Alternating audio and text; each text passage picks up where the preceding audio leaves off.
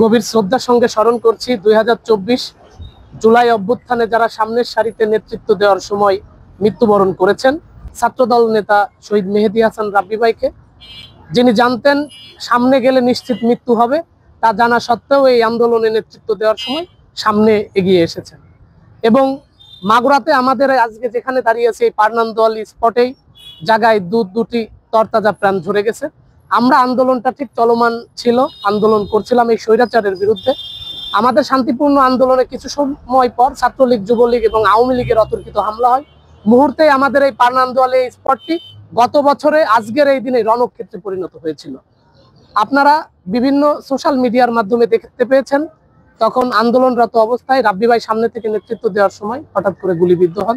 তাকে কিছু লোক ধরাসাপটা করে দ্রুত আমরা এই পথ দিয়ে হসপিটালে পাঠাই। কিছু সময় পর, ঘন্টাখানেক পরে গুলিবিদ্ধ হন চট্টগ্রাম বিশ্ববিদ্যালয়ের মেধাবী ছাত্র ফরহাদ, এবং মাথায় গুলি লেগে সে জায়গায় নিহত হন। আমরা দেখেছি অসংখ্য ছাত্রদল নেতা এবং সাধারণ শিক্ষার্থীরা এখান থেকে গুলিবিদ্ধ হয়েছে। প্রায় 2 শতাধিকের অধিক মানুষ এখানে আহত হয়েছে।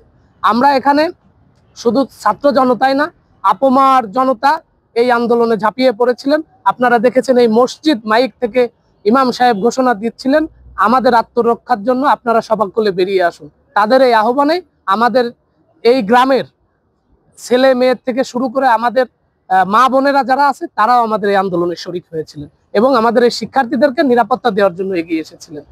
দুঃখজনক হলেও সত্য, দীর্ঘ 1 বছর পার হয়ে গেলেও আমাদেরকে তৎকালীন ডিসি স্যার এবং পুলিশের যিনারা ছিলেন 24 ঘন্টার আলটিমেটাম দিয়েছিলেন, 24 ঘন্টার ভিতর আসামিদের গ্রেপ্তার করবে।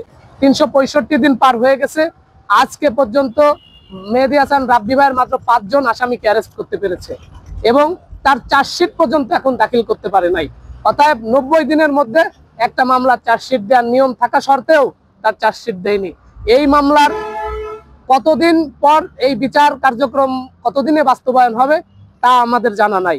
এবং শুধু রাব্বী ভাই না, যতগুলো মামলা মাগুরাতে যেগুলো মামলা হয়েছে, হত্যা মামলা সহ কোনো মামলার আমরা অগ্রগতি সেভাবে দেখতে পাচ্ছি না।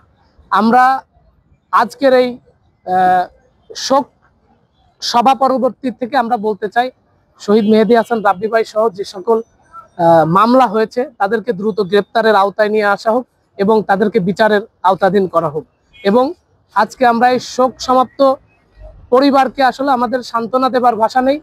রাব্বী ভাই যেমন ছাত্রদলের নেতৃত্ব দিয়ে গেছেন এবং ছাত্রদলের নেতা থাকা অবস্থাতেই তিনি এই স্বৈরাচার বিরোধী আন্দোলনেও সামনের সারি থেকে নেতৃত্ব দিয়েছেন।